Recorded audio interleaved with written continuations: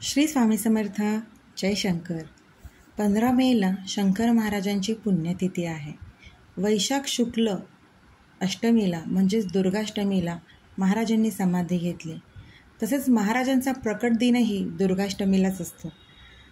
दुर्गाष्टमी ही महाराजांची आवडती तिथी आहे.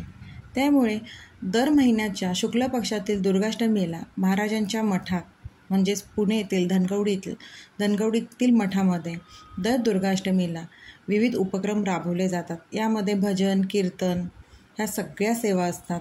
रक्तदान शिबिर, लहान मुलांसाठी उपक्रम ह्या सगळ्या गोष्टी इथे राबवल्या जातात. तर 15 मेला जी पुण्यतिथी आहे यासाठी शंकर महाराजांची सेवा म्हणजे शंकर महाराजांच्या शंकर गीतेचे पारायण आपण करू शकतो. ते एका दिवसाचं करू शकतो किंवा रोज एक अध्याय किंवा 2 अध्यायाचं करू शकतो. तसेच महाराजांचा तारक मंत्र असा आहे: ओम नमो सद्गुरु श्री शंकर महाराजाय महाविपत्ती निवारणाय भक्तजन मनकामना कल्पद्रुमाय दुष्टजन मनोरथ स्तंभनाय श्री स्वामी समर्थ प्रियावल्लभाय प्राणप्रियाय स्वाहा श्री शंकर महाराजाय नमो नमः. हा मंत्र आपण रोज 108 वेळा किंवा 11 वेळा म्हणू शकतो. हा मंत्र आपण महाराजांच्या समाधी दिनापर्यंत म्हणजेच 9 तारखेपासून महाराजांच्या सेवेला सुरुवात होते आहे. 9 ते 15 तारखेपर्यंत आपण हा मंत्र संकल्पपूर्वक करू शकतो. तसेच महाराजांचे गीता पारायणात पण आपण संकल्पपूर्वक करू शकतो.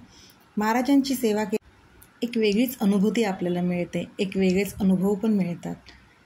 शंकर महाराज नेहमी म्हणतात, तुम्ही स्वामींची सेवा करा, तीच माझ्यापर्यंत पोहोचेल. त्यांच्या मठात नेहमी स्वामी समर्थांचाच नामजप चालू असतो. त्यामुळे स्वामी समर्थांची सेवा करता करता शंकर महाराजांचीही सेवा केली तर आपल्याला त्याचे खूप छान प्रभाव दिसतात आणि शंकर महाराज कुठल्या ना कुठल्या रूपात आपल्याला भेट देतात.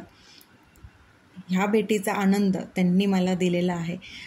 आपण स्वामींना जसं मनापासून हाक मारतो ना, तसं शंकर महाराजांना एकदा मनापासून हाक मारा.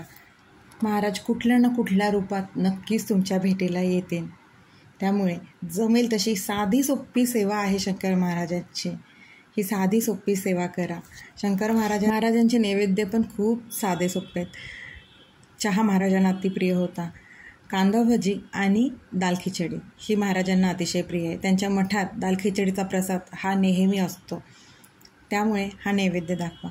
महाराज खूप साधे होते, कर्मकांड न मानणारे होते, अंधश्रद्धा न मानणारे होते, डोळसपणे सगळ्या गोष्टी पाहणारे होते. त्यामुळे ह्या शंकर बाबाला मनापासून आवाज द्या. शंकर बाबा नक्की दर्शन देतील.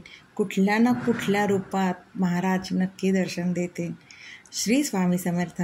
जय शंकर. जिथे खरी भक्ती तिथेच दर्शन देतील शंकर येतील.